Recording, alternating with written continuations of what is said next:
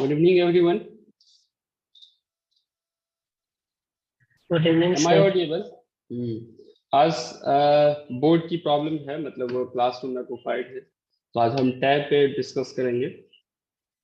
तो interference chapter almost हो गया था, तो उसमें एक टॉपिक है विजिबिलिटी, वो हम डिस्कस कर लेते हैं। कुछ न्यूमेरिकल डिस्कस करेंगे और क्लास फिर थोड़ी देर का ही रखेंगे, 1 आवर या 1.5 आवर का। ठीक है बच्चों लोग? Yes sir.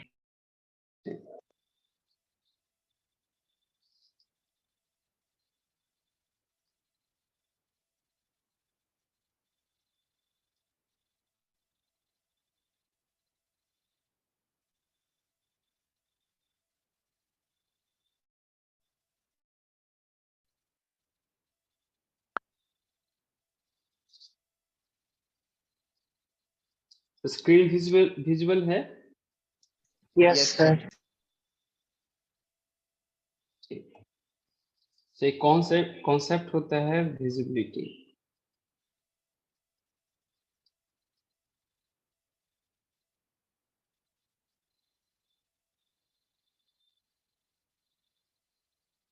YDC यानी YDC एक्सपेरिमेंट जब करते हैं तो विजिबिलिटी का यानी क्या मतलब, तो होगा क्या कि विजिबिलिटी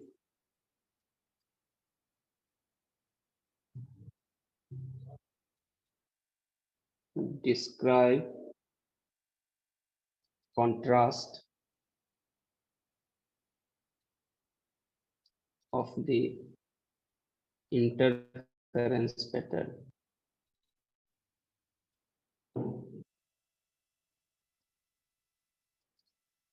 कंट्रास्ट क्या होता है, कुछ आइडिया है?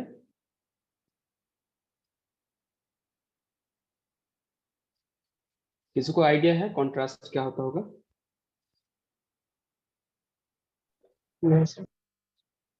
बताइए।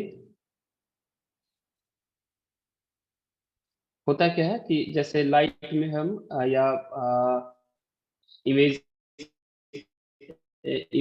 जब कभी कोई हम पिक्चर क्लिक करते हैं तो उसमें कंट्रास्ट की बात होती है ना, कि यानी उसका कंट्रास्ट कम है ज्यादा है, राइट। सो कंट्रास्ट मतलब कि जैसे अगर कोई ब्राइट है तो ब्राइट काफी ज्यादा ब्राइट दिखे, कोई अगर डार्क है तो वो कंप्लीटली डार्क दिखे। ब्राइट और डार्क में जो डिस्टिंक्शन हो वो काफी क्लियर हो, राइट। जैसे वाईडीएससी में क्या होगा कि मिनिमा की इंटेंसिटी कितनी होती है? वाईडीएससी में मिनिमा की इंटेंसिटी जीरो। हमेशा जीरो नहीं हो। हाँ, वाईडीएससी में जनरली हम मान लेते हैं कि स्लिट इक्वल है तो I1 I2 इक्वल होगा तो इंटेंसिटी जीरो होगी।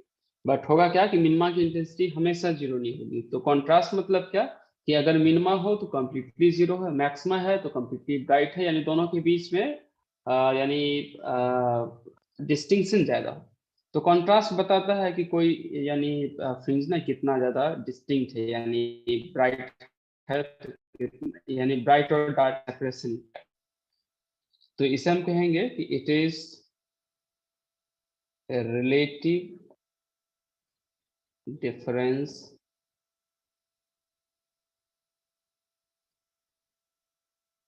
between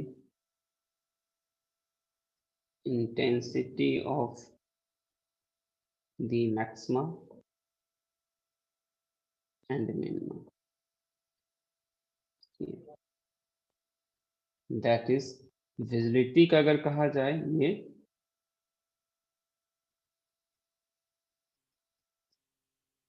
visibility is defined as V is equal to, so visibility defined होता है I max minus I min, ये इस दोनों की सेपरेशन है। और मैंने कहा था रिलेटिव सेपरेशन हम लिखते हैं तो आई मैक्स प्लस आई min होता है, ऐसा, राइट। ये लिख लिया आप लोगों ने visibility of YDC? No sir. No अच्छा, सर। ठीक, मैं ऐसा सही लिख लीजिए यहाँ तक। कभी कभी ये 1 लाइन की क्वेश्चन आती है विजिबिलिटी निकालने के लिए, या जब कभी आगे हम डिस्कस करेंगे तो विजिबिलिटी एक टर्म्स आएगा तो वो आपको पता होना चाहिए। So I max minus I min, I max plus I min, इसको विजिबिलिटी कहते हैं। या फिर जहाँ कहीं जैसे एक बार जीएनयू में कॉन्ट्रास्ट वाला न्यूमेरिकल आया है, तो अगर यानी कॉन्ट्रास्ट कोई पूछे तो इसका मतलब वो विजिबिलिटी पूछ रहा हो।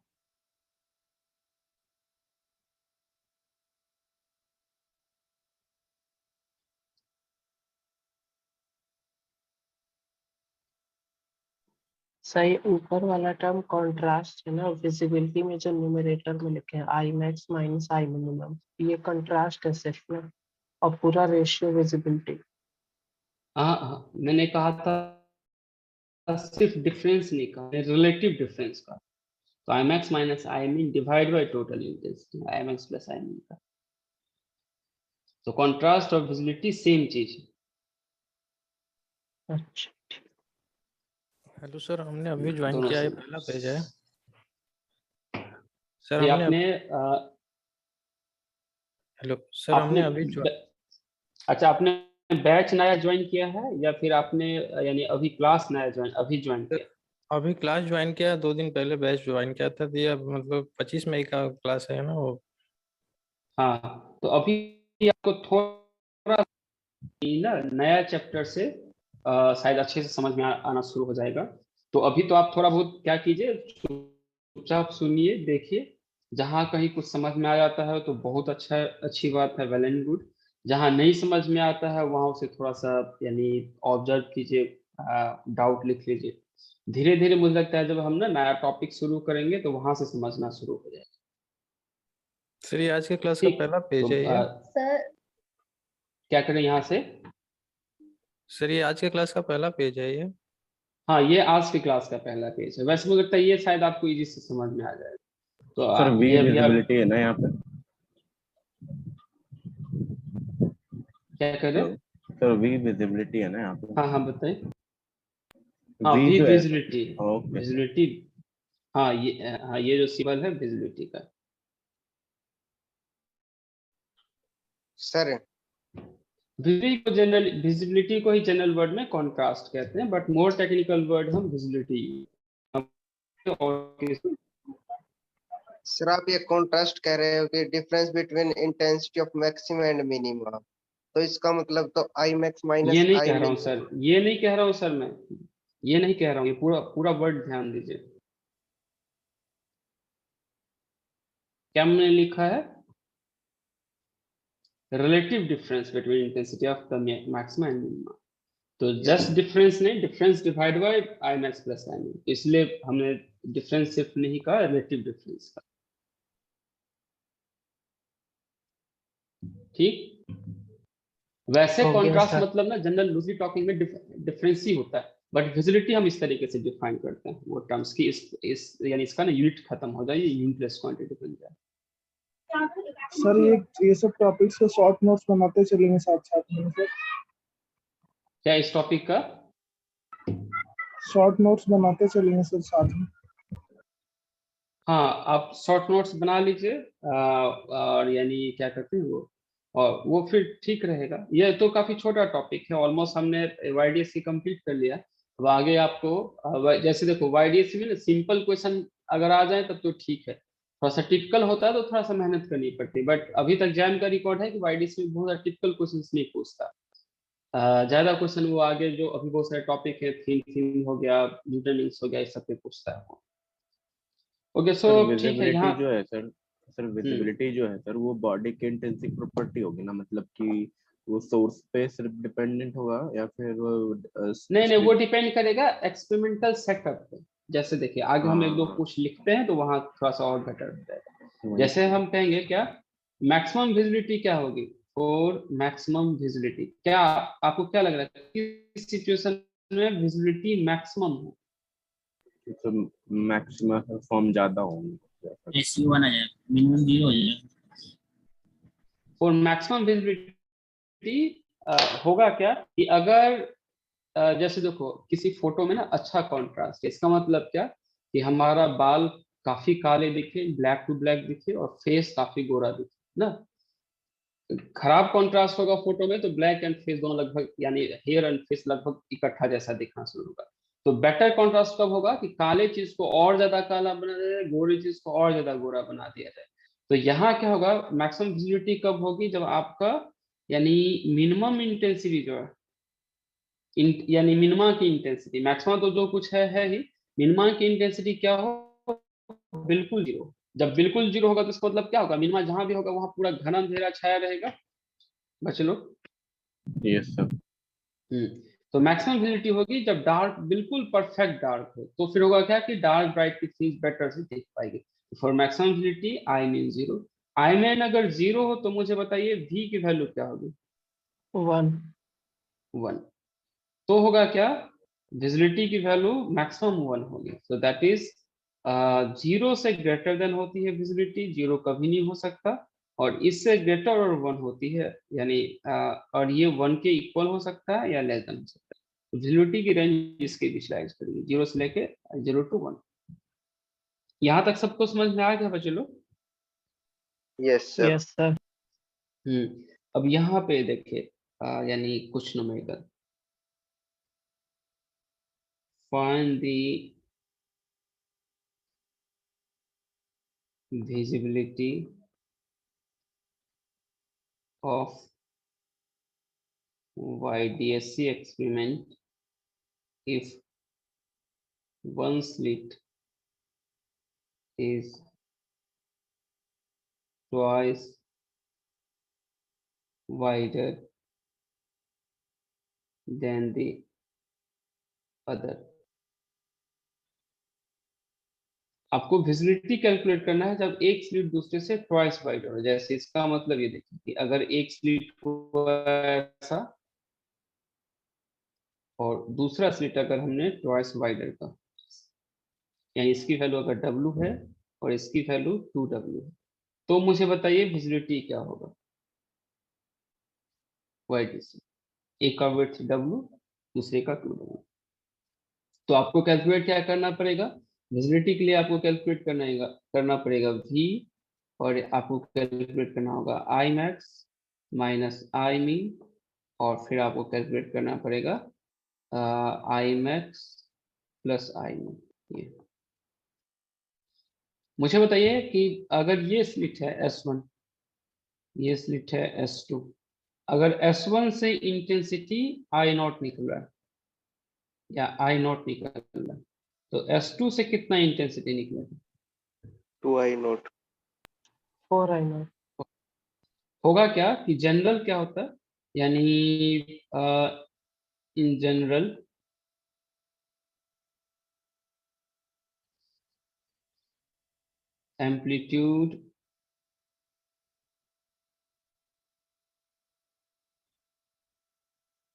amplitude of the rays is proportional to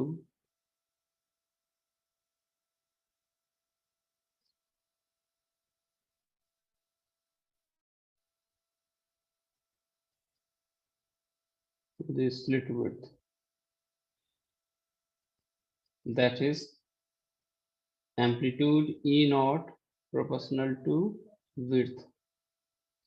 E naught अगर width के प्रोपोर्शनल है, इसका मतलब इंटेंसिटी किसके प्रोपोर्शनल होता है, तो इंटेंसिटी प्रोपोर्शनल होता है एम्पलीट्यूड स्क्वायर पे।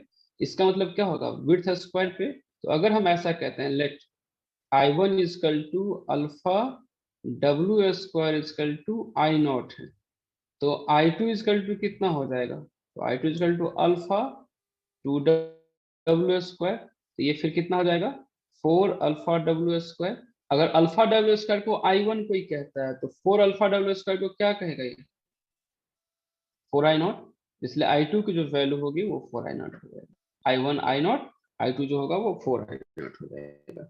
और कैसे हम कह सकते हैं कि एम्पलीट्यूड विड्थ के, तो थोड़ा सा एनालॉजी आपको समझने में इजी रहेगी। जैसे अगर सपोज कीजिए कि हमारे पास दो स्लिट विड्थ है, एक तो स्लिट विड्थ ऐसा है, तो इसका अगर हम एम्पलीट्यूड की बात करें, मान लेते हैं ये लाइन, और एम्पलीट्यूड ऐसा ऐसा। दूसरे का अगर हम स्लिट विड्थ थोड़ा सा लार्जर अगर ले,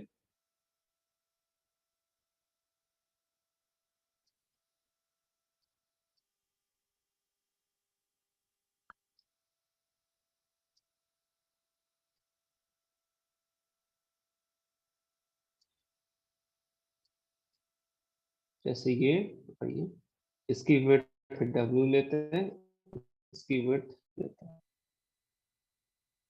फिर इसका एम्पलीट्यूड कितना। तो आपको क्या लग रहा है कि इसमें ज्यादा फोटोन, इसमें कम फोटोन होंगे, कम फोटोन होंगे तो इंटेंसिटी क्या होगा, कम होगा। इसमें ज्यादा फोटोन होगा तो इंटेंसिटी क्या होगा, ज्यादा होगा, या एम्पलीट्यूड। तो इस जनरली हम क्या कहेंगे कि एम्पलीट्यूड स्लिट विड्थ के प्रोपोर्शनल होगा, तो इंटेंसिटी जो हो जाएंगे वो विड्थ का स्क्वायर हो जाएगा। तो I2 जो होगा प्रोपोर्शनल टू 4I0 होगा, यानी I2 जो होगा 4I0 हो जाएगा। ये आया समझ में? Yes sir. ओके। सो अब मुझे इसका आंसर बताइए कि इसमें क्या होगा। ये I0 होगा तो ये 4I0 होगा। अब मुझे विजिबिलिटी का आप लोग आंसर कैलकुलेट करके बताइए तो क्या होगा।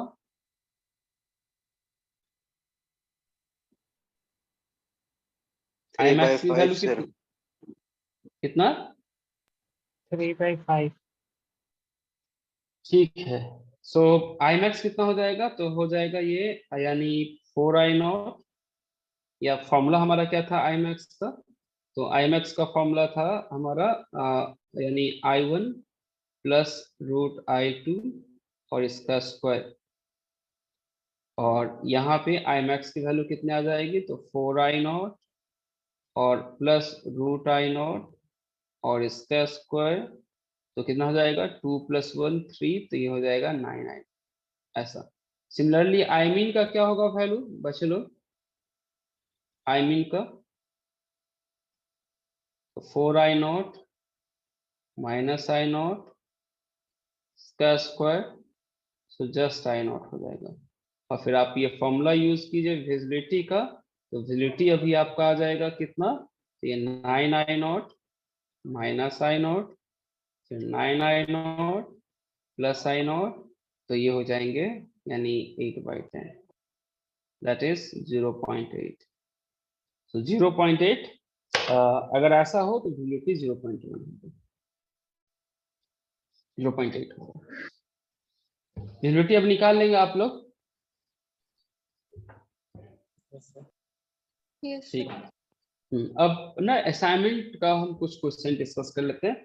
YDSC ऑलमोस्ट हमने कंप्लीट कर लिया है, इसमें कुछ नहीं लगता शायद कोई ऐसा पार्ट बचा हुआ, हमने सारे कंडीशन डिस्कस कर लिए।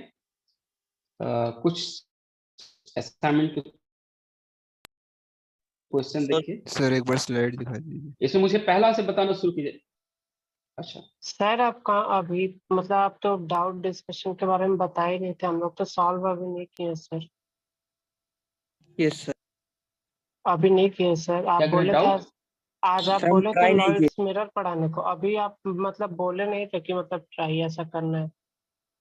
नहीं, लॉयड्स मिरर ना अच्छा टॉपिक है, इसे हम बोर्ड पे पढ़ाएंगे, इसे आज हम नहीं डिस्कस करेंगे। तो सर आज तो हम लोग मतलब सॉल्व किए सर ही नहीं, आज तो सर कुछ और डाउट पढ़ा कैसे लो, पूछें? डाउट डिस्कशन अभी बाद में कर लेना, हमने सॉल्व ही नहीं किया असाइनमेंट। Yes sir. अच्छा अच्छा, अभी आपने उसमें कुछ सॉल्व ही नहीं किया है। ठीक, सो फिर चलिए फिर हम लॉयड्स मिरर का ना कुछ टॉपिक यानी कुछ पार्ट डिस्कस कर लेते हैं, थ्योरी डिस्कस कर लेते हैं। सर आगे हाँ कीजिए। बताइए। सर विजिबिलिटी 1 से मतलब हाफ है, इससे हम क्या फिजिकली क्या इंटरप्रेट करते हैं कि हमें पिक्चर की क्वालिटी सही नहीं दिख रही है, पिक्चर ही नहीं दिख रहा, मतलब क्या कैसे measure? हाफ विजिबिलिटी मतलब अगर हाफ हाँ, है तो मतलब कुछ जैसे भी देखिए सर, यहाँ हाँ पे, यहाँ पे क्या होगा ये देखिए, नीचे यहाँ पे कीजिए। ऐसा होगा, अगर ऐसा अगर यानी आया है तो होगा क्या कि आपका ब्राइट तो कंप्लीटली ब्राइट होगा, ये ब्राइट हो गई राइट, बट जहां आप आपका डार्क आना चाहिए था वहां अब की बार ब्राइट यानी कंप्लीटली डार्क नहीं है, कुछ ना कुछ इंटेंसिटी है। तो इससे प्रॉब्लम क्या होगा कि जब कभी आप एक्सपेरिमेंट में कोई कैलकुलेशन करेंगे तो डार्क कहाँ है वहां ढंग से नहीं बता पाएंगे, क्योंकि इंटेंसिटी ब्राइट की भी धीरे धीरे डिक्रीज करती जाती है, डार्क का भी कहीं कहीं होगा कम होगा, तो आपकी बार जो इंटेंसिटी होगी ना वो कंप्लीटली जीरो नहीं होगा। कंप्लीटली जीरो नहीं होगा तो आपको डार्क का पोजीशन बताना ना थोड़ा सा एक्सपेरिमेंटल पॉइंट ऑफ व्यू से टिपिकल होगा वो। मतलब सर इंटेंस विजिबिलिटी जो है सर वो मैक्सिमम के लिए कोई मतलब उस अफेक्ट नहीं करेगा विजिबिलिटी फैक्टर, आप ये नहीं कह रहे हैं? मैक्स हाँ मैक्सिमम के नहीं, जहाँ पे जैसे देखो पहले इंटेंसिटी क्या थी, इंटेंसिटी कर्व ये मैक्सिमा था और ये मिनिमा था, तो जहाँ मिनिमा था वहाँ एग्जैक्टली हम पिन पॉइंट करके ना लोकेट करके बता सकते हैं कि हाँ। कहाँ मिनिमा है। तो ये पोजीशन फिर मेजर करने के लिए हमें इजी होगा। फिर ब्राइट तो हर एक जगह दिख रहा है, ब्राइट यहाँ भी दिख रहा है, यहाँ भी दिख रहा है, बट ये जहाँ पे डार्क है हम एग्जैक्ट से निकाल सकते थे एक्सपेरिमेंट में। अब यहाँ भी क्या है कि इस केस में डार्क कहीं हो ही नहीं रहा, यानी अब जो होगा वो ऐसा होगा, यानी इंटेंसिटी नॉन जीरो होंगे। नॉन जीरो होगा तो उससे प्रॉब्लम क्या होगी कि कहीं भी हमें डार्क नहीं दिखेगा, तो फिर कैलकुलेशन करने में यानी मेजरमेंट करने में प्रॉब्लम होगी।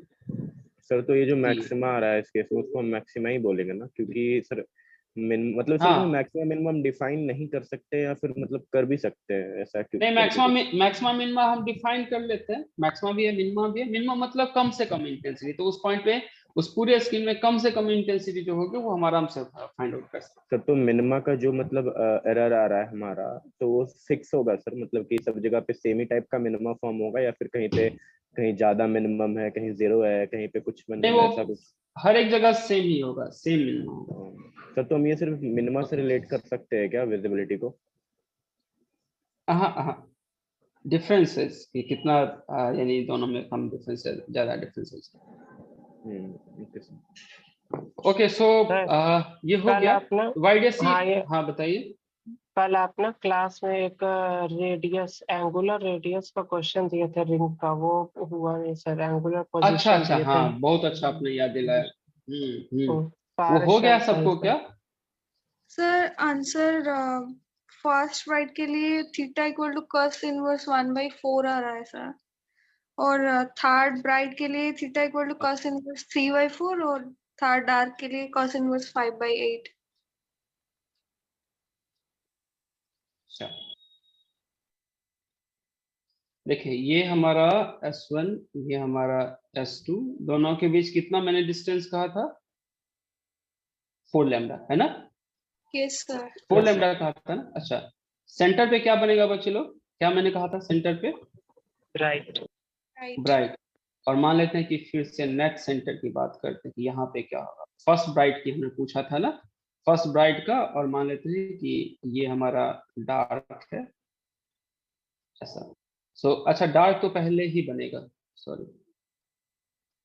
जैसे सेंटर पे अगर ब्राइट बना तो सबसे पहले फिर क्या बनेगा? ब्राइट के बाद हमारा डार्क बनेगा, उसके बाद यानी सेंटर पे ब्राइट बन गया, फिर एक यानी उसके बाद डार्क, फिर एक बार ब्राइट, फिर अब की बार जो होगा फिर से यानी डार्क, फिर ब्राइट, इस तरीके से डार्क ब्राइट बनता जाएगा। अभी मैंने आपको कहा था कि मुझे यानी फर्स्ट ब्राइट की रेडियस यानी एंगुलर पोजीशन बताइए।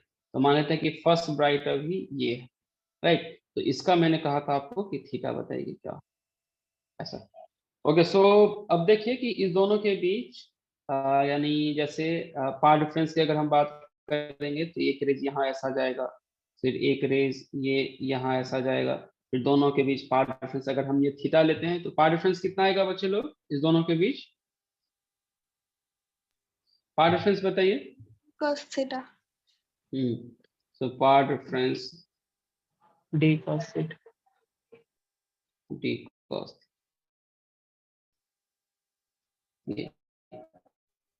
इक्वल कितना? n lambda. n lambda. अब मुझे बताइए कि फॉर फर्स्ट डार्क के लिए कितना, यानी फॉर फर्स्ट ब्राइट के लिए? n equal to 1। ओके, अभी आप लोग लिखिएगा मत, ये ना गलत आंसर है। एक बार आप देख लीजिए कि ये कैसे गलत आंसर फॉर फर्स्ट ब्राइट के लिए, या फिर थोड़ा सा और सेंटर पे जो ब्राइट था, सेंट्रल ब्राइट, वहां पे n की वैल्यू कितनी थी सेंट्रल ब्राइट के लिए? चलिए फिर पहले सेंटर की हम ब्राइट करते हैं, फर्स्ट ब्राइट की बाद में बात करेंगे, पहले सेंट्रल ब्राइट की बात करते हैं। एट सेंटर मुझे बताइए थीटा कितना? 0। या फिर पहले तो सेंटर पे n की वैल्यू हम कहते हैं। सेंटर पे n की वैल्यू कितना बच्चे लोग? अभी आप लोग कुछ मत लिखिएगा, राइट? n की वैल्यू आप कहते हैं सेंटर पे 0। n की वैल्यू 0, इसका मतलब path difference is equal to कितना? अगर आप n की वैल्यू 0 कहते हैं तो पार्ट डिफरेंस की वैल्यू कितनी होती है? तो d cos थीटा और यहाँ पे आप लिखते हैं n लैम्डा और n की वैल्यू 0 रखा है। इसका मतलब थीटा कितना होगा अगर n 0 लिखते हैं तो? If you write then 0, then what the value of theta will be? So 5/2. What is the value of pi by 2? No, but what the value of theta will be at center? 0. 0.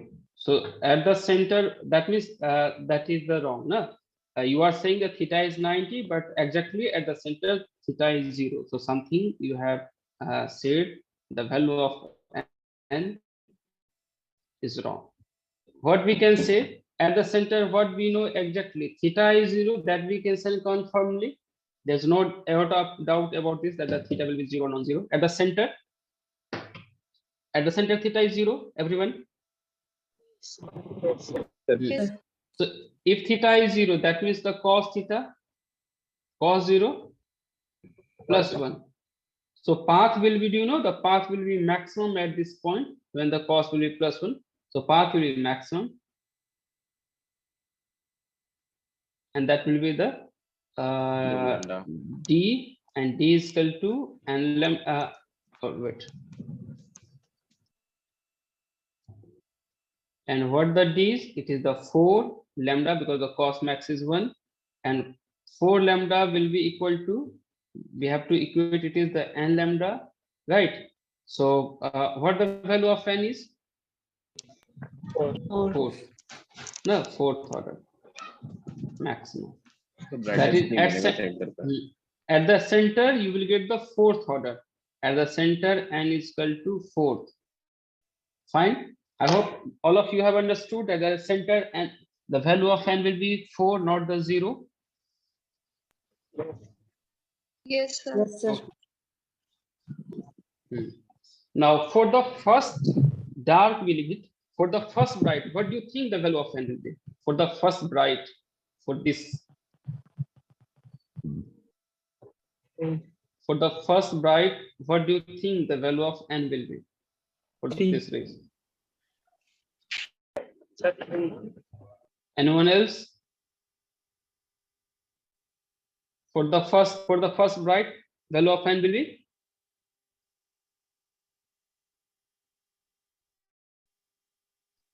Okay, for the first bright, the value of n will be 3, right? Similarly, for the second bright, the value of n will be, for the third, the value of n will be 1. For the fourth bright, the value of n will be 0. That is the pi by 2. Okay, so here for the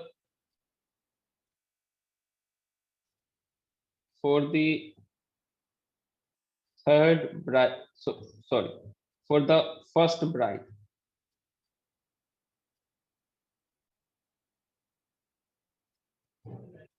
the value of n will be 4 minus 1, that is 3. Why the 3 we have taken? Why we have not taken the 1? Because if at the center you are getting the 4th order bright, then before that what you will get? The less order or the more order? That is the first bright should be for the first bright n should be 5 or n should be 3. Which choice you will put as a valid answer? N will be 4th, sorry, n will be 5th or n will be 3. पहला bright जो है उसके लिए n की value 5 रखें या 3rd रखें? Sir cos theta है जब सर डिक्रीजिंग है इसलिए शायद हम कम कर रहे हैं। हाँ, cos थीटा की वैल्यू है और cos थीटा में अगर वो चीजें डिक्रीज कर रही है ना, अगर वो यानी अगर एंगल इंक्रीज कर रहा है तो cos थीटा डिक्रीज करेगा। cos थीटा डिक्रीज कैसे करेगा? तो जस्ट हम वैल्यू कम ले लेते, इसका मतलब वैल्यू का 4th के बाद जस्ट बाद क्या होगा? 4th के जस्ट बाद 1 होगा या 3 होगा? 3। इसलिए हम क्या लेंगे? For the first bright and value of n will be 3, यानी 1 लेस। और फिर हम अब आराम से कैलकुलेट कर सकते हैं। Now you can calculate quite easily. Phase difference is path difference is equal to d cos theta, the first theta 1 will be the n lambda, that is the first lambda, and so the theta 1 will be, it is cos inverse lambda by d, or if you know the value of d, so it will be the cos inverse lambda, the value of d is 4 lambda, so your answer will be cos inverse, sorry, the value of 3, so it will be 3, then 3, so the answer will be 3/4.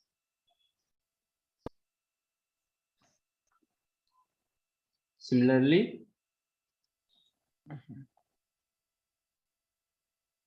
fourth, second, third, fourth bright ring. What you can say for the second and third? For the second, what you will write? 2 lambda लिखेंगे, फिर third के लिए 1 lambda लिखेंगे. It will be 2/4, no? Or you can say 2 lambda by 4 lambda, or the cos inverse 1/2. 1/2. What will be for the third? Cos inverse 1/4. 1/4. 1/4. And for the fourth, cos inverse 4/4. That is cos inverse 1. That is the theta. That is the theta 4 is what? Sir 0 होगा ना, cos inverse 0/4 होगा ना. 0/4. अच्छा हाँ. Sorry. Last is 0. Last is 0. So cos inverse 0. What the cos inverse 0 gives? 5/2. 5/2. 5/2. इसे मुझे physically interpret करो कि यानी 5/2 का मतलब क्या?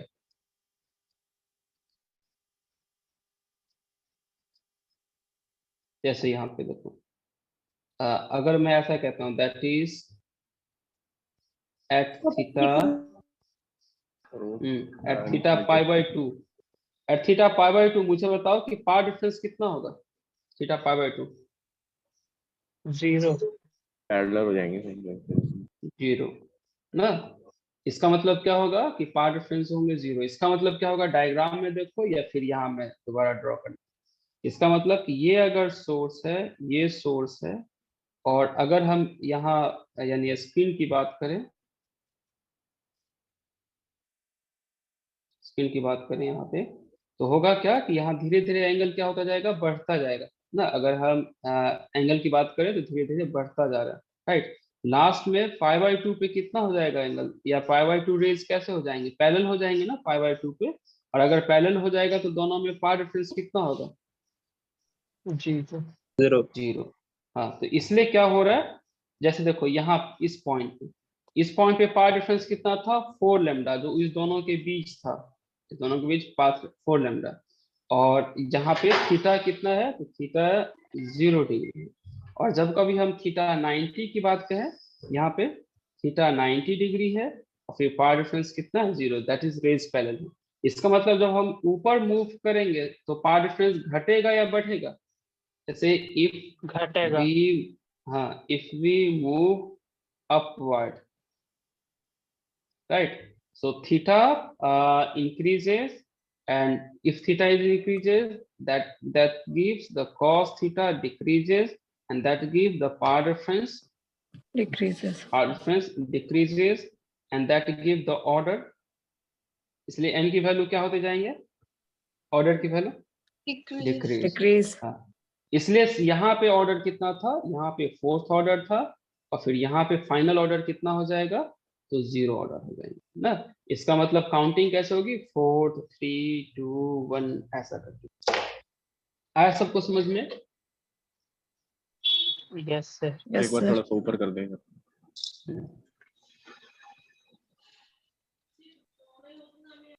सर थीटा 5 नहीं ले सकते थे, तब n की वैल्यू -1 ले लेते. तो थीटा 5 में आप क्या कह रहे हैं कि cos की वैल्यू 1 से ज्यादा कह रहे हैं आप. That is not physically possible. cos can not have the more than 1 value. और ये तो मैंने मैथ्स में कहा कि कॉस की वैल्यू 1 से ज्यादा नहीं हो सकता। फिजिक्स में कोई मुझे बताएगा क्या कि n की वैल्यू 5 नहीं लिया जा सकता था? सर मतलब 5 नहीं सर कह रहे हैं सर, सब बोल रहे हैं 6th ब्राइट बोल रहे हैं। जैसे 5th ब्राइट के लिए n 0 है तो 6th ब्राइट के लिए n-1 ले ले। नहीं, ऐसा नहीं और होगा। हाँ, ये सर्कुलर है ना, तो मैक्सिमम रिंग 5 ही बनेगा, यानी मैक्सिमम रिंग 5 यानी 4 ही बनेगा। एक सेंट्रल को छोड़ दूं तो मैक्सिमम 4 ही बनेगा। थोड़ा सा ऊपर अच्छा, थोड़ा सा और जूम आउट। सर मैं यहाँ ये बताइए, ये हाँ लिख सर। लिया आप लोगों ने? नहीं सर, इसके और ऊपर। नो सर, और नीचे। इसे मैं एक बार छोटा करने की कोशिश करता हूँ, अगर ये हो जाए। Hello sir. वेट, कहाँ तक लिख लिया आप लोगों ने? Sir zero order bat infinity बनेगा ना? क्या करें, पहले ये लिख लीजिए, उसके बाद बात करेंगे। Yes sir. और लिख लिया? और किसी को और ऊपर, या फिर ठीक है लिख लिया आप लोगों ने? ठीक है सर, ठीक है, यहाँ से लिख सकते। अच्छा,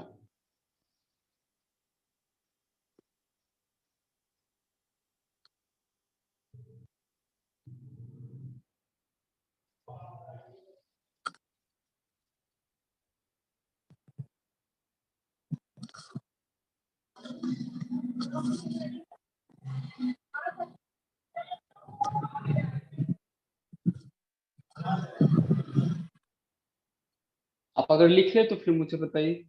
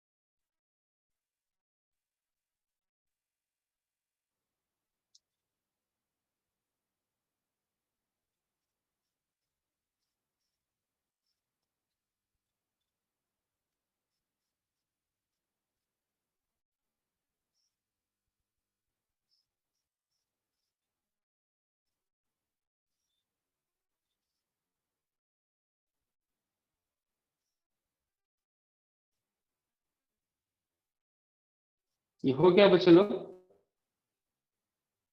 यस सर। Yes sir.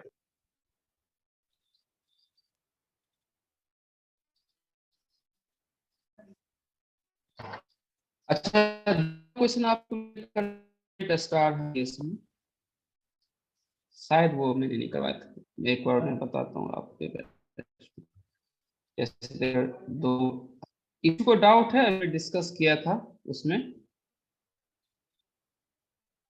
कौन से वाले में सर? इससे पहले जो क्वेश्चन में डिस्कस किया था उसमें किसी को डाउट है? इससे पहले वाले जो हमने किया सर्कुलर फ्रिंज में,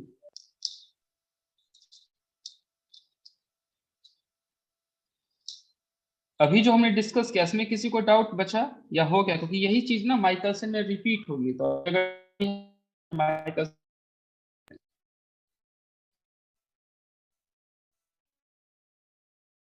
नो सर। अच्छा ठीक। सो यहाँ पे एक क्वेश्चन देखिए थोड़ा सा और,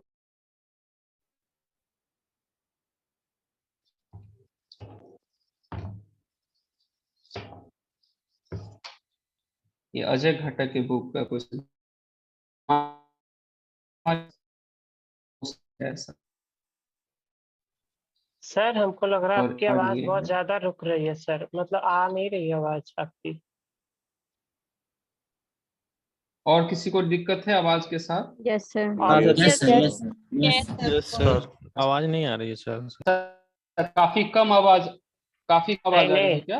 नेटवर्क कट के आ रही है सर आवाज आपकी। चाहिए सर, वो बीच में थोड़ी बहुत रोबोटिक कट हो कट जा के आ रही रही है। है। अच्छा अच्छा, देखता हूँ नेटवर्क प्रॉब्लम है या फिर क्या प्रॉब्लम है यहाँ पे।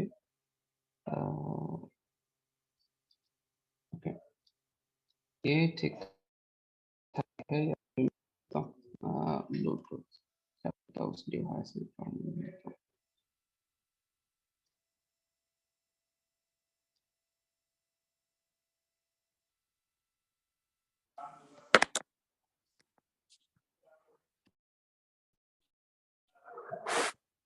अब वॉइस क्लियर है बच्चे लोग?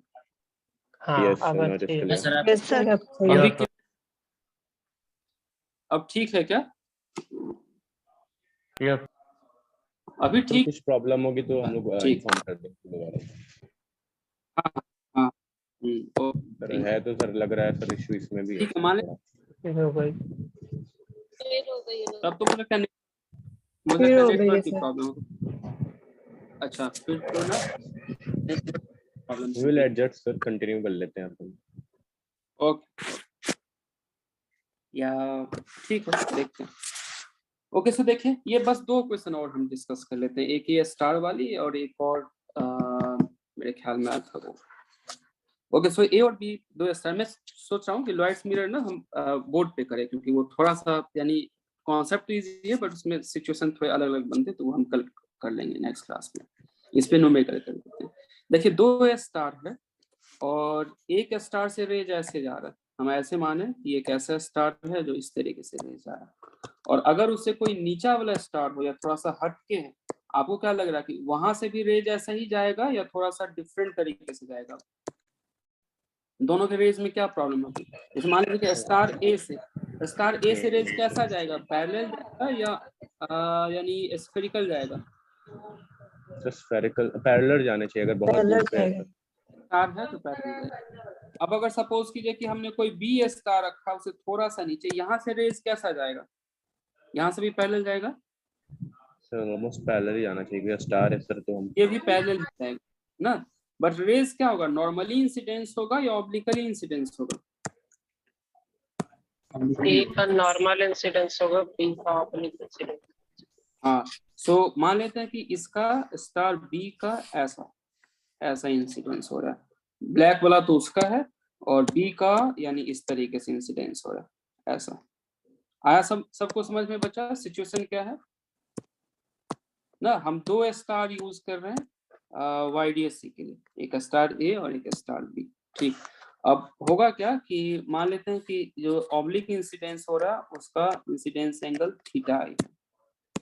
मुझे अब आप लोग बताओ कि पार्टिकुलर सिचुएशन में, जैसे ये अगर कोई पोजीशन है पॉइंट P, तो इसका कुछ ना कुछ यानी एंगुलर पोजीशन होगा। तो मान लेते हैं एंगुलर पोजीशन यहाँ पे थीटा है, तो मुझे उस पॉइंट पे नेट इंटेंसिटी बताओ। फाइंड द टोटल इंटेंसिटी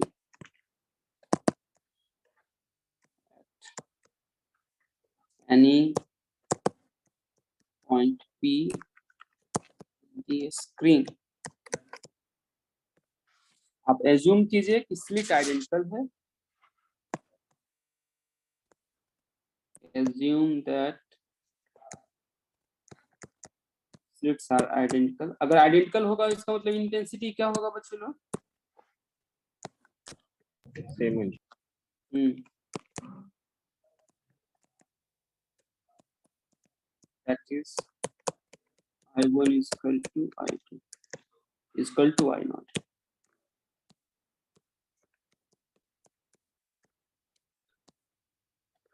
और अगर कुछ और डाउट है तो ये भी मान लीजिए कि स्टार ए और बी भी आइडेंटिकल है, दोनों ना सेम कलर और ऐसा करके थ्रो कर रहा है, यानी फ्रीक्वेंसी और ये सब भी मान लेते हैं सेम है।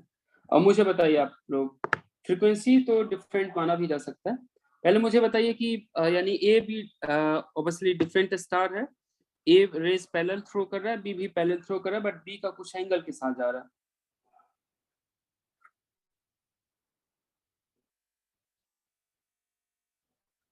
बताइए अब आप लोग। हाँ सर। सॉल्व कीजिए।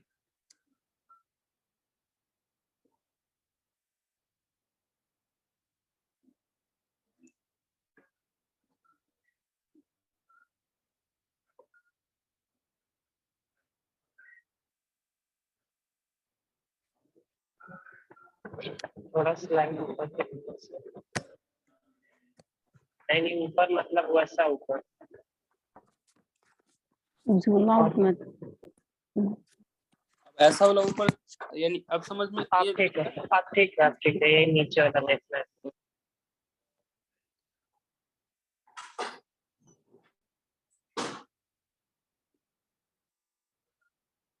सर इसमें इंटेंसिटी ऐड अप तो नहीं होगी ना, मतलब मुझे अभी कुछ नहीं पता, आप लोग गलत या सही ओके मुझे सर। करके बताइए, फिर मैं बताऊंगा।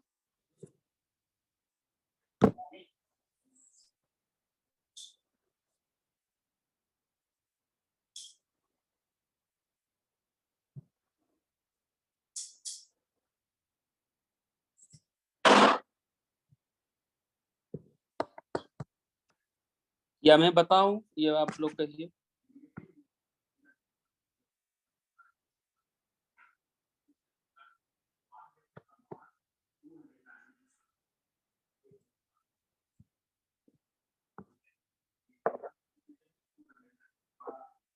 मैं बता दूं या आप लोग थोड़ा सा कोशिश करेंगे?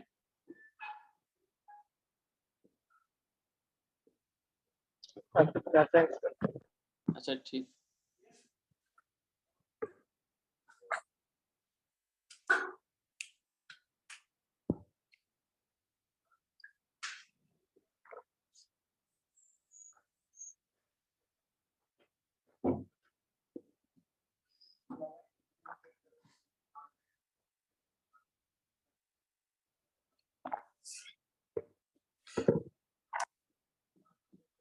हिंट चाहिए तो मैं बता सकता हूँ कि क्या करना है।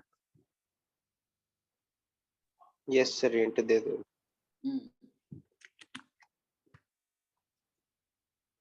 बताइए, ए और बी दो स्टार है, इस दो स्टार के कारण स्क्रीन पे सुपरपोजिशन होगा या इंटरफेरेंस होगा, कैसा पैटर्न होगा? सर सुपरपोजिशन होगा क्योंकि दो अलग अलग सोर्स है। वेरी गुड बच्चा, पर इनकोहेरेंट है। वेरी गुड, सुपरपोजिशन होगा। अब बताइए कि स्टार ए जो है ब्लैक वाला, ये ब्लैक वाला कितना, इस सोर्स इस लीड से कितना इंटेंसिटी जाएगा ब्लैक वाले के कारण? 4I0 cos square delta by 2। आप कह रहे इंटरफेरेंस होगा? सिर्फ एक की वजह से सर। देखिए पहले वाला स्लिट कितना देगा I0, दूसरा वाला स्लिट कितना देगा I0, तो ब्लैक वाला कितना भेजेगा I0। इंटरफेरेंस होगा तो कितना होगा 4I0, सुपरपोजिशन होगा तो कितना होगा 2I0, ये ना। तो बताइए वहां पे, तो ब्लैक के कारण ये है, ब्लू भी कितना होगा, तो ब्लू की भी जो इंटेंसिटी होगी वो भी I0, ये भी I0, तो फिर नेट इंटेंसिटी कितना होगा? सब सुपरपोज हो जाएगा 4I0। तो टोटल आप कह रहे हैं 4I0, 2I0 ब्लैक ब्लू का, फिर 2I0 ब्लैक ब्लू का, फिर टोटल 4I0, ऐसा।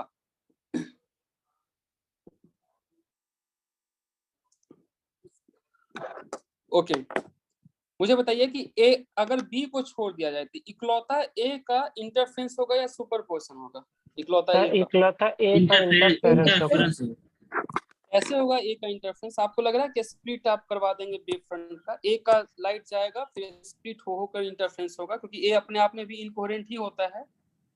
ये तो इनकोहेरेंट सोर्स है ना, कोई भी सोर्स तो इनकोहेरेंट ही होता है ना। तो ये तो स्प्लिट से तो डिवाइड होगा ना। ए से जो लाइट जाएगा वो इनकोहेरेंट ही जाएगा ना, वहां स्प्लिट ऑफ यानी स्प्लिट होकर के कोहेरेंट बनेगा ना वो। हाँ ए जो जाएगा, ए की जो लाइट जाएगी वहां से क्या होगा, ये स्प्लिट होगा ब्लैक वाला ऐसे और ऐसा, फिर ये दोनों, ये ब्लैक जो होगा कोहेरेंट होगा, फिर ब्लू वाला जो जाएगा ये स्प्लिट होगा, और ये आपको लग रहा है कि ब्लैक ब्लैक जो पेयर है वो आपस में इंटरफेयर करेगा या सुपरपोज करेगा? ब्लैक ब्लैक पेयर, तो ब्लैक वाला इंटरफेयर करेगा। इसका मतलब ब्लैक वाला इंटेंसिटी कितना क्रिएट करेगा 4I0। हाँ 4I0। ब्लू ब्लू आपस में क्या करेगा? वो भी इंटरफेयर करेगा। तो ब्लू वाला की इंटेंसिटी कितनी होगी? 4I0। इसका मतलब टोटल इंटेंसिटी कितना होगा लाइट का? 8I0। दोनों अलग अलग है तो वो तो सुपरपोज करेंगे ब्लैक और ब्लू में। अब समझ में आया? ए का इंटरफेरेंस होगा दोनों स्लिट के थ्रू, बी का इंटरफेरेंस होगा दोनों स्लिट के थ्रू, ए और बी अलग अलग है इसलिए इंटरफेरेंस होके सुपरपोजिशन होगा। तो ये ऐसा यूनिक क्वेश्चन है जहां इंटरफेरेंस भी हो रहा है सुपरपोजिशन भी हो रहा है। आया सबको समझ में इसका कॉन्सेप्ट? फिजिक्स आया सबको समझ में? Yes sir. ए का इंटरफेरेंस होगा, बी का भी इंटरफेरेंस होगा उस पॉइंट पे, फिर ए का इंटरफेरेंस होके जो होगा, बी का इंटरफेरेंस होके जो इंटेंसिटी होगा, फिर उस दोनों का जस्ट सुपरपोजिशन होगा because A and B are the totally incoherent source एक दूसरे के रिस्पेक्ट। पहले क्यों नहीं कर रहे हैं सर सुपरपोज? पहले इसलिए नहीं कर रहे हैं यानी क्योंकि ए और बी आपस में टोटली डिफरेंट सोर्स है। ए का जो पेयर बनेगा ब्लैक ब्लैक का वो बी के पेयर से यानी डिफरेंट होगा। सर तो सुपरपोजिशन तो सर हम किसी भी दो डिफरेंट या सेम के लिए नहीं सुपरपोजिशन के लिए कंडीशन क्या है? Rays should be coherent, same polarization और ये। तो ए और बी आपस में, ए का जो स्प्लिट होके ब्लैक वाला आप देख रहे हो, ब्लू का जो स्प्लिट होके ब्लू वाला देख रहे हो, वो ब्लैक और ब्लू आपस में कोहेरेंट नहीं है। कोहेरेंट नहीं है सर। तो हाँ, इसको ना ऐसे समझ रहे हो, जैसे देखो मैंने आपको एप्पल कोहेरेंट नहीं है तो सर इंटरफेरेंस नहीं होना चाहिए ना। हाँ, जैसे देखो मैंने एप्पल के ट्री वाले से एग्जांपल कहा था कि अगर ये मान लो कि एप्पल का ट्री है तो यहाँ से कोई एक एप्पल गया, होगा क्या इस एप्पल को स्लाइस कर ले, मतलब कि अगर काट ले तो ये दोनों एप्पल आइडेंटिकल होंगे ना, तो ये कोहेरेंट होगा। बट दूसरे पेड़ से जो एप्पल जाएगा उसको अगर हम स्लाइस करते हैं, ये पहले वाले एप्पल के स्लाइस के जैसा नहीं होगा ना, उसके हाफ पार्ट जैसा नहीं होगा ना। दो वेव्स जा रही हैं। ये एप्पल वाला कहानी। हाँ सर बताया था सर आपने, मैं सर हाँ तो इसका मतलब कि पहले वाला का जो यानी है यहाँ से जो भी एप्पल गया वो दो पार्ट में डिवाइड हो गया तो दोनों इंटरफेयर करेगा। यहाँ का जो एप्पल होगा वो भी आपस में दो पार्ट में डिवाइड करेगा, दोनों इंटरफेयर होगा। बट पहले का एप्पल का जो हाफ पार्ट और दूसरे के एप्पल का हाफ पार्ट ये आपस में इंटरफेयर नहीं करेगा ना, ये आपस में क्या करेगा? जस्ट सुपरपोज करेगा। सर मैं ये कहना चाह रहा हूँ सर कि दो वेव्स जा रही हैं सर, उनका रिजल्टेंट वेव या रिजल्टेंट एम्पलीट्यूड तो हम लिखते थे ना। तो सर पहले क्यों नहीं हम लिख के कर रहे कि पहले वो सुपरपोज हो जाएंगे स्लिट्स के पहले ही? नहीं देखिए, हाँ ऐसा नहीं होगा। स्लिट के बाद दोनों की डिवीजन होगी और फिर वहां दोनों जाके आपस में इंटरफेयर करेंगे और फिर वो यानी होगा। देखिए चांसेस किसी एक पॉइंट पे सुपरपोज का भी है, इंटरफेरेंस का भी। अगर आपके पास 4 डिफरेंट रेज है तो पहले तो वो देखेगा कि कौन कौन से के बीच इंटरफेरेंस हो सकता है। इंटरफेरेंस हो गया उसके बाद फिर जो होगा वो फाइनली सुपरपोज होगा वो। ओके सो यहाँ अगर हम देखें तो पहले की ड्यू टू मुझे बताइए, ए की ड्यू टू बताइए। Intensity at point P due to A, intensity at point P due to star A. बच्चे लोग मुझे बताइए क्या फॉर्मूला आप लिखेंगे? 4I0 cos square delta by 2। Very good. जहाँ पे डेल्टा बाई 2 की वैल्यू क्या होगी? डेल्टा की वैल्यू क्या? Sir 2 pi lambda into path difference. लिख सकते हैं ऐसा, डी साइन थीटा, यही ना? हाँ सर, हाँ लिख तो सकते हैं। इक्वल 1 4 स्टार बी,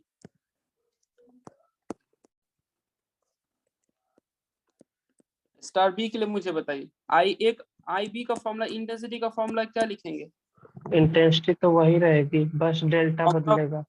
बी का भी जो पार्ट होगा वो भी आपस में क्या करेगा यानी इंटरफेयर करेगा। अब मुझे बताइए कि यहाँ पे डेल्टा बी का वैल्यू क्या होगा? डेल्टा बी आपको दिख रहा होगा, ऑब्लिक है ये।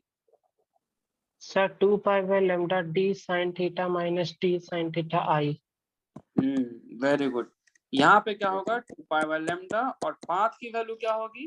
तो पाथ की वैल्यू आपकी बार ये ऑब्लिक है और थीटा आई है, तो फिर हम ऐसा लिख सकते हैं D sine theta plus minus जो भी सिचुएशन हो ऊपर या नीचे आई, ऐसा 2 पाई लैम्डा ये होगा ना पार्ट डिफरेंस बच्चे लोग?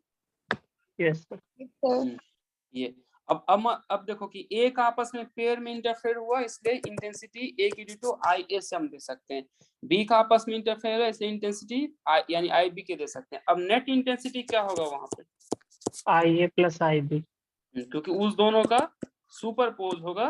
तो सुपरपोज में मैंने आपको कहा था कि नेट इंटेंसिटी सम ऑफ हो जाता है, जस्ट कहा था ना हमने, एक न्यूमेरिकल करवाए हुए थे जिसमें मैंने कहा था कि अगर परपेंडिकुलर वाइब्रेट कर रहा हो यस तो सर, होगा तो इंटेंसिटी जस्ट ऐड ऑफ हो जाएंगे, तो आई जो नेट होगा वो आई ए प्लस आई बी हो जाएंगे। सो ये दोनों से जो भी आएगा उस दोनों को आप फिर ऐड करके ऐसा लिखिए। दोनों सर पोलराइज तो मतलब अपने एक्सिस ऑफ प्रोपगेशन के परपेंडिकुलर ही होगा, मतलब प्लेन पोलराइज होगी ना दोनों बीम्स। सर तो मेरे को यही नहीं समझ में आ रहा सर कि हम पहले स्लिट्स के पहले सर उनका सुपरपोजिशन क्यों नहीं कर रहे? मतलब दो जस्ट सिंपल वेव्स हैं जो जा रही हैं, हमने कहीं पे वो मिली तो हमने उनको सुपरपोज करवा दिया वेक्टरली ऐड करके, और रिजल्टेंट जो वेव जाएगी वो जाके फिर से स्प्लिट होगी, फिर से इंटरफेरेंस होगा, फिर से मतलब वो तो सर सही है, स्लिट के बाद वाला सही है कि एक साथ कोई सुपरपोज वेव इंटरफेरेंस नहीं करेगी क्योंकि सर दोनों कोहेरेंट नहीं है। मतलब सर पहले इसको हम सुपरपोज क्यों नहीं करवा रहे?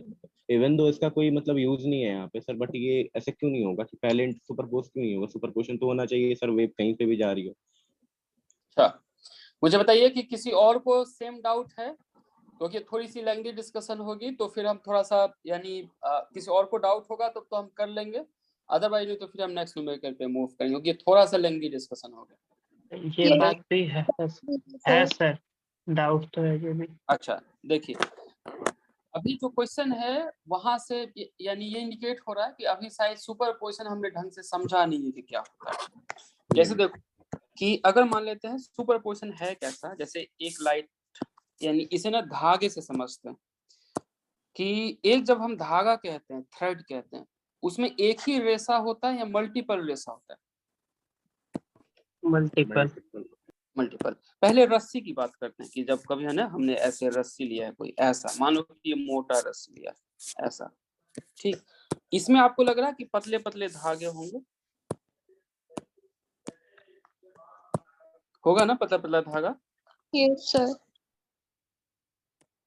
सबको यानी ये समझ में आ रहा है? अभी मैंने एक रस्सी की बात कही, रस्सी में काफी पतले पतले धागे होंगे। अब रस्सी किसको कहेंगे? ये अलग अलग धागे को या फिर दोनों जो कंबाइंड है उस सबको रस्सी कहेंगे। जैसे अभी ये मैं कह रहा हूँ, ये अभी ये यानी रस्सी है या धागा है? बताइए क्या है? रस्सी है सर, बीम है मतलब। आप लोग बताइए और सारे, ये रस्सी है या धागा है? धागा है सर। वेरी गुड बच्चा, आपने दिल की बात कही। ये जो रस्सी है ये सारे धागे का सम अप है? Yes sir. रस्सी कहने से ऐसा तो नहीं हुआ ना कि धागे अलग अलग इकट्ठा ज्वाइंट पिघल करके मेल्ट होके एक सिंगल कुछ और बन गया है?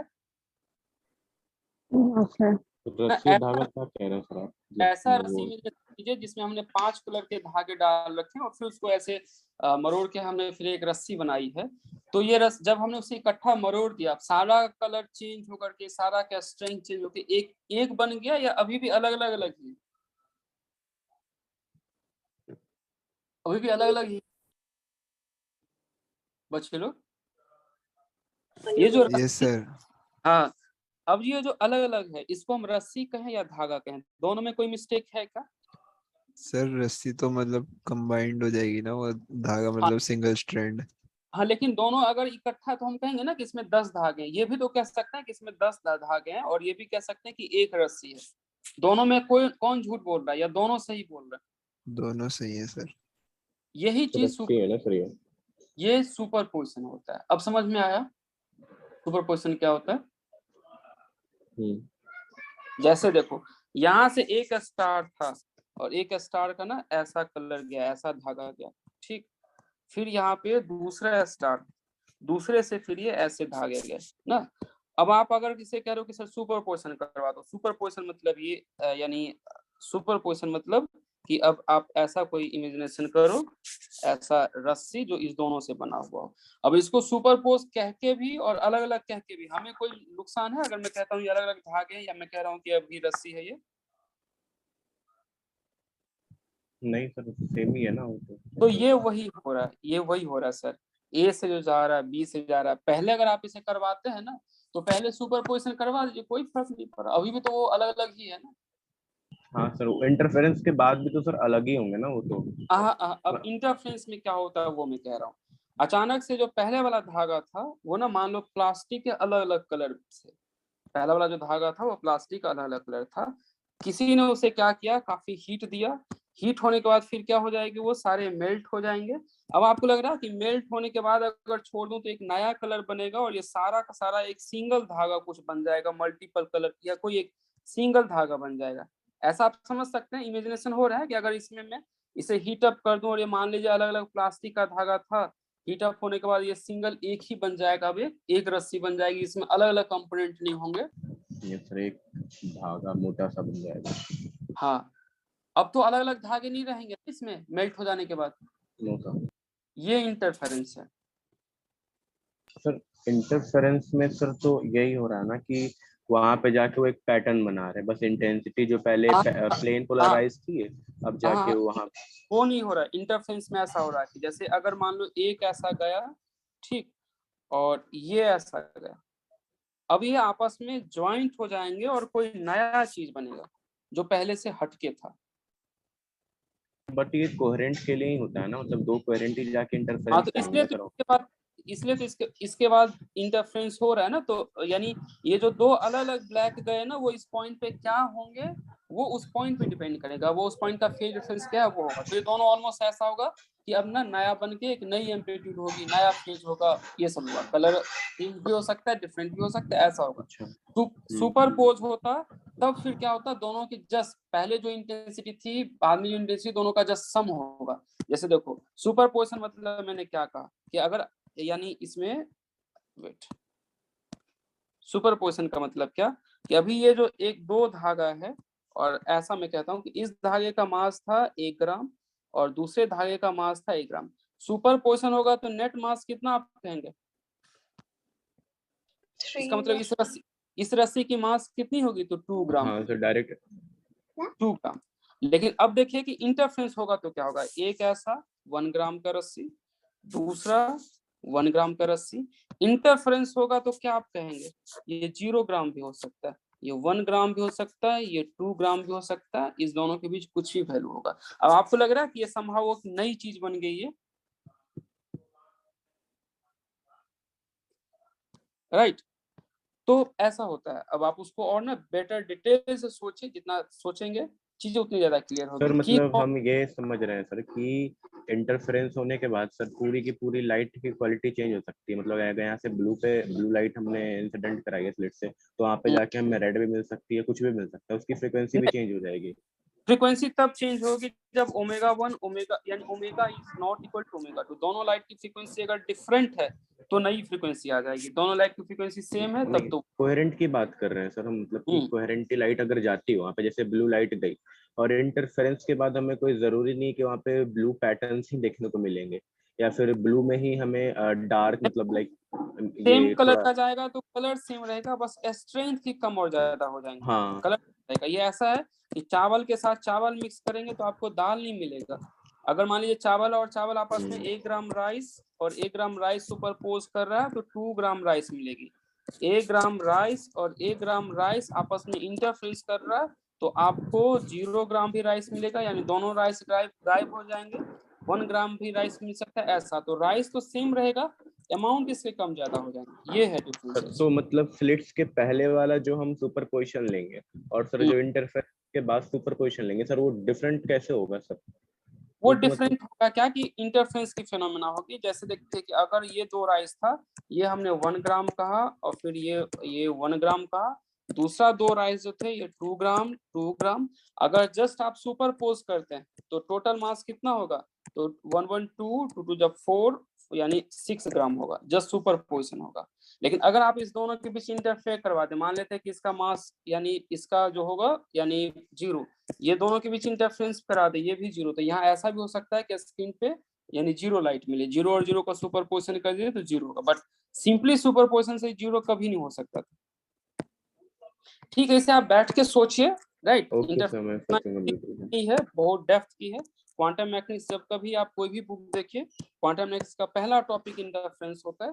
तो जो मिस्ट्री स्टार्ट होती है क्लासिकल से, जब हम क्वांटम पे जंप किए तो ये YDSC से ही शुरू होता है चीजें, राइट। तो ये काफी डेप्थ की टॉपिक है, जितना आप सोचेंगे उतना आपके लिए कम है। ठीक है बच्चे लोग? ओके ठीक। सो हम नेक्स्ट क्वेश्चन की बात करते हैं, एक और।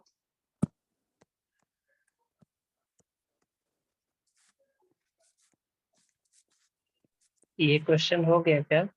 बस ये ऐसे ही छोड़ देंगे? ठीक है। हाँ, ये जस्ट आप दोनों का सम कर दीजिए, हो गया ये। ओके सो यहाँ से यानी हमने एक लाइट बीम फॉल करवाया, फिर यहाँ और यहाँ। पहले तो एक के साथ देखते हैं। एक अगर लाइट लैम्डा है, सो कॉल्ड मोनोक्रोमेटिक है, तो पैटर्न कैसा बनेगा बच्चे लोग? Pattern hyperbolic. अगर मान लीजिए कैजुअली ले तो straight line. Straight line. Alternate dark and bright बनेगा ना? Yes sir. अब अगर सपोज कीजिए हम ब्लू कलर की लाइट लें, उसी में यानी दो वेवलेंथ ले लें। एक का λ1 तो ब्लैक था, यानी एक का मान लेते हैं λ1 जो कोई और कलर था, दूसरा हम ले लेते हैं λ2। ठीक, ये दो कलर। अब मुझे बताइए इंटरफेरेंस होगा या नहीं होगा?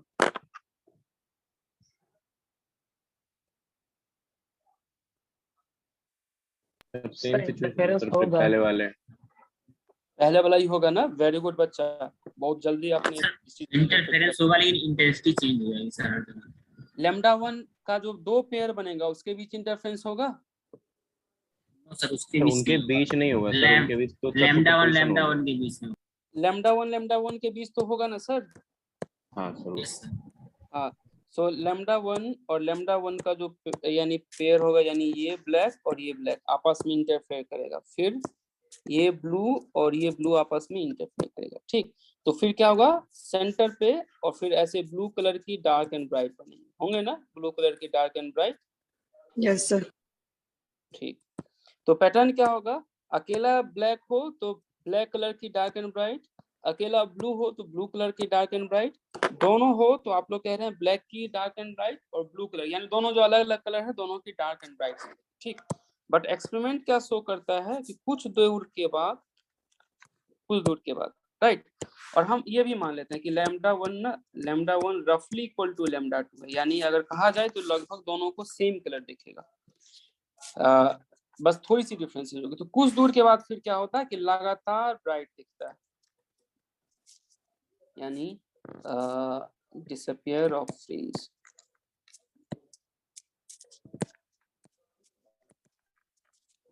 डिसअपियर ऑफ फ्रिंज मतलब क्या कि ओनली ब्राइट दिखता है, राइट। यहाँ भी कुछ दूर के बाद ओनली ब्राइट दिखता है, यानी अब डार्क एंड ब्राइट नहीं दिखता, लगातार ब्राइट दिखता है। ठीक, तो मान लेते हैं कि ये कोई पॉइंट है जहां पे लगातार अब ब्राइट दिखना शुरू हुआ, राइट। सो आपको इसमें स्टेटमेंट कैसा था इस न्यूमेरिकल्स में? इफ द इंसिडेंट, हालांकि ये और जब हम न्यूटनिंग्स पढ़ेंगे तो डिटेल से डिस्कस करेंगे, अभी हम यहाँ एक बार लिख लेते हैं। If incidents two closely spaced wavelength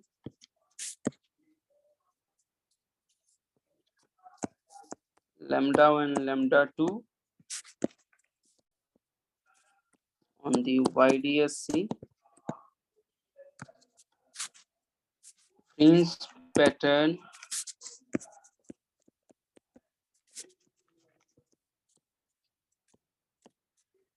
disappear after certain above certain position लिखें।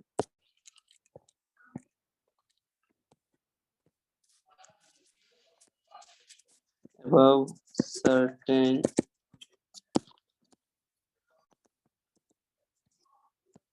position of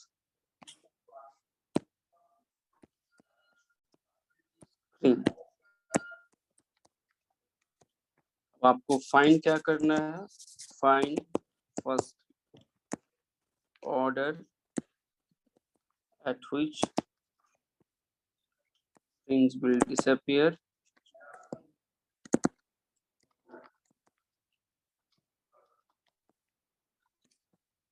दूसरा आपसे पूछा जाएगा पाथ, किस पाथ पे होगा। तीसरा पोजीशन, किस पोजीशन पे डिस्पेयर होगा।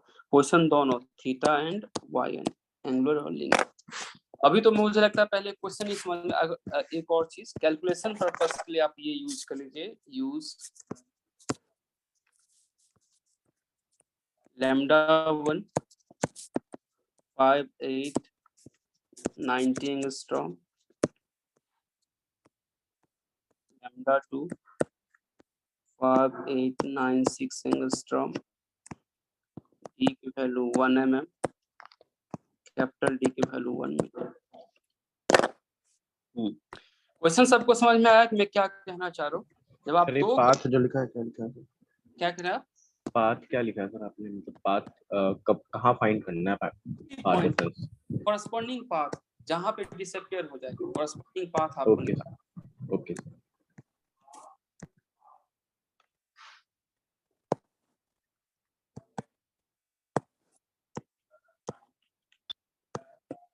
Corresponding path.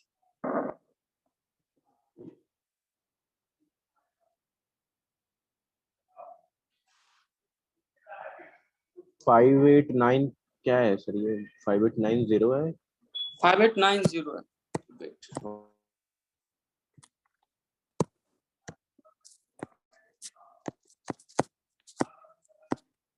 सर सेंटर पे किस कलर का बनेगा, ब्लैक बनेगा या ब्लू बनेगा ब्राइट जो सेंटर पे होगा?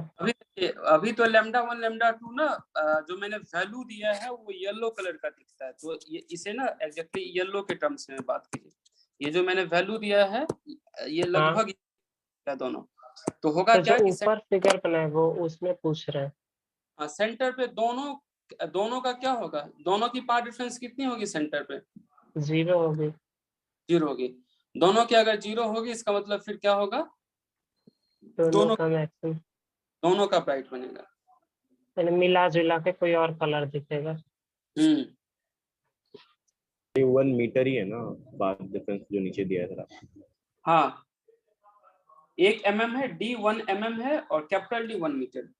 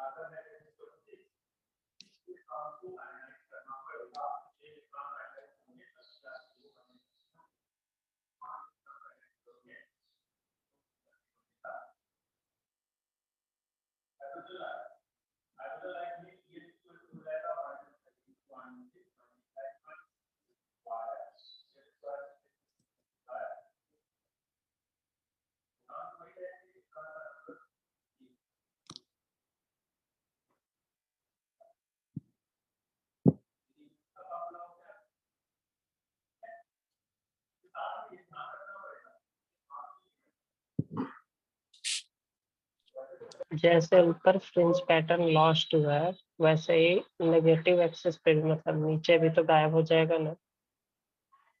क्या कह रहे हैं आप, दोबारा रिपीट कीजिए। जैसे ऊपर कुछ दूर जाने के बाद फ्रिंज पैटर्न गायब हो गया है, ठीक उसी तरह नीचे भी होगा ना? हाँ सर, ऊपर गायब होगा तो नीचे भी गायब होगा। मैं हिंट दूं या आप लोग कुछ सोचेंगे पहले? पहले कुछ 1 मिनट सोच लेते हैं सर। सोचिए, जब मैंने कहा ना कि फ्रिंज पैटर्न गायब हो जाएगा, गायब मतलब क्या कि वहां के बाद ना कंटिन्यूअस पैटर्न दिखेगा।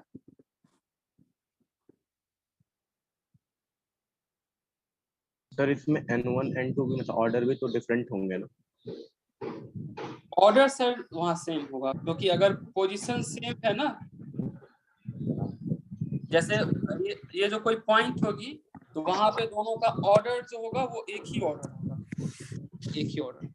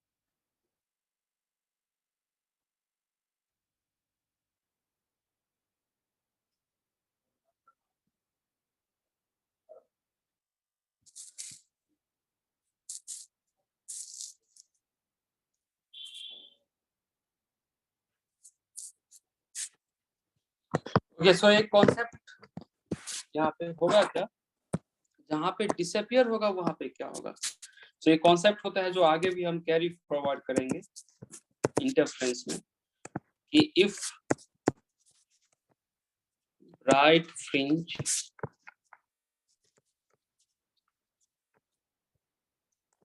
ऑफ वन वेवलेंथ, थोड़ा सा पेन शायद ढंग से काम नहीं करा, कुछ वर्ड, वन वेवलेंथ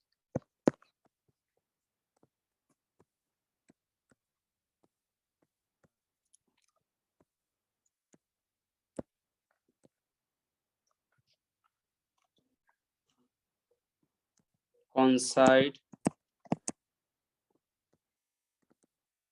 सर इसमें ये तो होगा क्या कि मतलब उसके बाद सर उन दोनों का फेज कांस्टेंट मतलब फेज डिफरेंस उन दोनों के बीच में ऑलमोस्ट 0 हो जाएगा।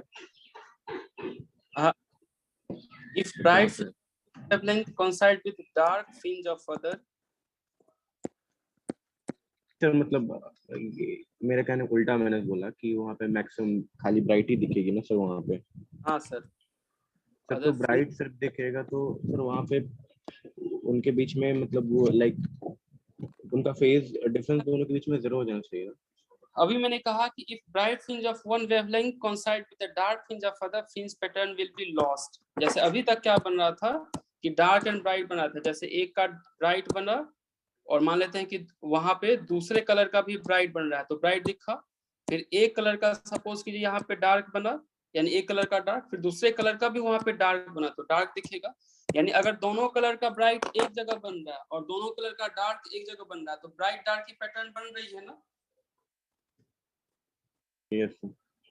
लेकिन उल्टा क्या हुआ कि एक का डार्क और दूसरे का ब्राइट उस पे फॉल कर गया तो वहां पे अब डार्क दिखा या ब्राइट दिखा? डार्क ही दिखेगा। कैसे सर? एक जगह डार्क है और दूसरे का ब्राइट वहां पे फॉल करे, यानी दीवार पे आपने एक टॉर्च को ऑन रखा है दूसरे टॉर्च को ऑफ मतलब बाद पे क्या दिखेगा? मिनिमा नहीं दिखेगा सर वहाँ पे, मतलब इंटेंसिटी कम दिखेगी। हाँ तो ब्राइट दिखेगा ना सर। हाँ बिल्कुल सर ब्राइट दिखेगा। हाँ अब अगर दूसरा करते हैं कि दूसरे जगह दूसरे का डार्क पहले के ब्राइट पे फॉल कर गया, अब वहां भी क्या दिखेगा? वहाँ पे भी ब्राइट ही होगा सर ओवरऑल। ऐसा ही अगर अब चलता रहे तो अब क्या होगा, डार्क दिखेगा कहीं क्या कि कंटिन्यूअसली ब्राइट दिखेगी? नहीं ब्राइट ही दिखेगा हमेशा। इसका मतलब डार्क ब्राइट का जो पैटर्न था वो अब लॉस्ट हो गया, अब आपको लगातार ब्राइट दिख रही है। ठीक सर ऑर्डर उनका मतलब कुछ अलग हो जाएगा? ऑर्डर सेम भी हो सकता है डिफरेंट भी हो सकता है, ऑर्डर डिफरेंट भी होगा राइट, ऑर्डर सेम भी हो सकता है। तो अभी हम ऐसा करते हैं क्या करते हैं कि यानी अब इसको कॉन्साइड करवाने यानी सॉल्व करते हैं। मैंने अभी यानी क्या कहा कि अगर कॉन्साइड करेगा तो वहां पे डार्क ब्राइट एक ही जगह होगा तो फ्रिंज पैटर्न लॉस्ट होगा। तो अब देखिए पोजीशन कितना है, उस पोजीशन पे पावर डिफरेंस कितना होगा लैम्डा 1 का, तो डी कॉस थीटा। लैम्डा 2 का पावर डिफरेंस कितना होगा, उसका भी डी कॉस थीटा ही ना, सॉरी कॉस थीटा में कह रहा हूँ। उस पॉइंट पे पावर डिफरेंस कितना होगा डी साइन थीटा। तो लैम्डा 1 का भी power difference D sine theta, lambda 2 का भी तो power difference D sine theta है ना, अगर पोजीशन सेम है तो। Yes sir. Yes sir. कि लैम्डा 1 का ऑर्डर एन लैम्डा 1 राइट, दूसरे का ऑर्डर क्या होगा, जैसे अगर मान लेते हैं क्योंकि दूसरे का अगर हमने कहा था एक का ब्राइट और दूसरे का डार्क, तो अब ऐसा मैं कहता हूँ अभी आप लिखेगा ना, यहाँ पे थोड़ा सा गलत हो सकता है, या फिर हम ऐसा कहें डार्क का ऐसा फॉर्मूला लिखें N plus half lambda by अच्छा जस्ट लैम्डा 2। अगर मैं कहता हूं कि लैम्डा 1 ग्रेटर देन लैम्डा 2 है तो आपको लग रहा है कि कंडीशन मैंने सही लिखा है?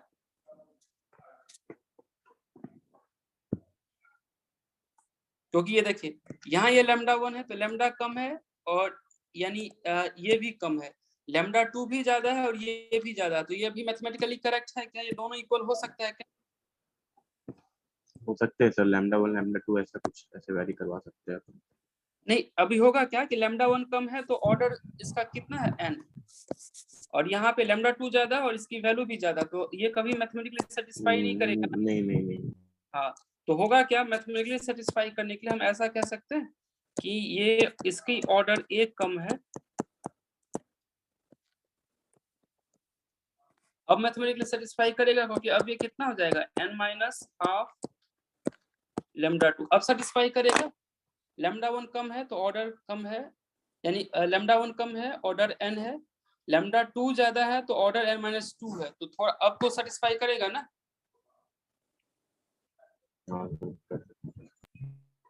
बच्चा अब आप इस मैथमेटिकली कर रहा है। हाँ, अब आप इसको सॉल्व करिए, तो सॉल्व करेंगे तो n लेमडा 1 यहाँ पे n लेमडा 2 माइनस लेमडा 2/2, और फिर होगा क्या, इसे लिखेंगे तो n लेमडा 1, इसे लिखेंगे n लेमडा 2।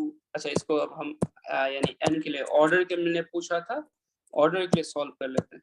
तो n की वैल्यू कितनी हो जाएगी, तो लेमडा 2 माइनस लेमडा 1 ऐसा लिख सकते हैं। फिर इस साइड कितना हो जाएगा, तो लेमडा 2/2 ये लिखा जा सकता है। इसका मतलब n की वैल्यू कितनी, तो लेमडा 2/2 डेल्टा लेमडा ये लिखा जा सकता है, राइट। तो ऑर्डर की वैल्यू ये निकाल सकते हैं कि इस ऑर्डर पे कौन साइड करेगा। ठीक है बच्चे लोग। सर n माइनस 1 1/2 कैसे लिखेंगे? क्या n माइनस 1 इक्वल होगी n लेमडा 1 के इक्वल। हाँ, लेमडा 1 लेमडा 2 इक्वल नहीं होगा, दोनों की वैल्यू डिफरेंट होगी। सो लेमडा 1 लेमडा 2 ऐसा था, तो n की वैल्यू लेमडा 2/2 डेल्टा हो जाएगा। अब इसी तरीके से आपको अगर थीटा चाहिए, तो थीटा का वैल्यू था क्या, तो आप ऐसा लिख सकते हैं d sin theta equal to कितना था, n लेमडा 1, n की वैल्यू अभी कितनी आई है, लेमडा 2 डेल्टा लेमडा, और यहाँ पे इसे लेमडा 1 कहें। इसका मतलब साइन थीटा की वैल्यू कितनी आ जाएगी, तो lambda 1 lambda 2 divide by 2 delta lambda into T. तो यहाँ से आप थीटा निकाल लेंगे, और थीटा आ जाए तो फिर आप लीनियर पोर्शन कैसे निकालेंगे, तो लीनियर पोर्शन क्या होता है, थीटा n इंटू टी। तो आप बस इसे lambda 1 lambda 2 delta lambda into D into capital D, यहाँ से आपका लीनियर पोर्शन आ जाएगा। किस पोर्शन पे फ्रिंज लॉस्ट होगा। तो नट सेल में सॉल्व करने के लिए ये कि दोनों की जब यानी दोनों का वहां पे कॉन्साइड अगर करेगा, लेमडा 1 का अगर डार्क लेमडा 2 के ब्राइट से कॉन्साइड करे, या उल्टा इसका रिवर्स कॉन्साइड करे, तो भी फिर क्या होगा कि फ्रिंज पैटर्न यानी डिसअपीयर हो जाएंगे। फिर वहां से इक्वेट करके हम n सॉल्व कर लेंगे, n सॉल्व करने से पोजीशन के बाद ये लीनियर पोजीशन।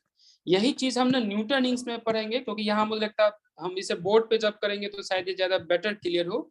इसे वापस हम न्यूटन यानी न्यूटन इंग के केस में अच्छे से समझ लेंगे। ठीक है बच्चे लोग। Yes sir. अभी बस आप इतना समझिए कि दोनों को कॉन्साइड करके हमने इक्वेट किया, इक्वेट से n निकाल लिया। अगर समझ में आ रहा है तो ठीक है, otherwise the similar problem we will study Newton इंग्स।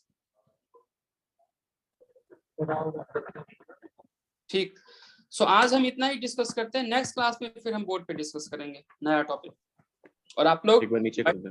हाँ, YDSC का न्यूमेरिकल सॉल्व कीजिए, जहाँ डाउट होता है वहां फिर आप नेक्स्ट क्लास में डाउट डिस्कस करेंगे। Okay, thank you everyone. Thank you sir. Thank you sir. Thank you.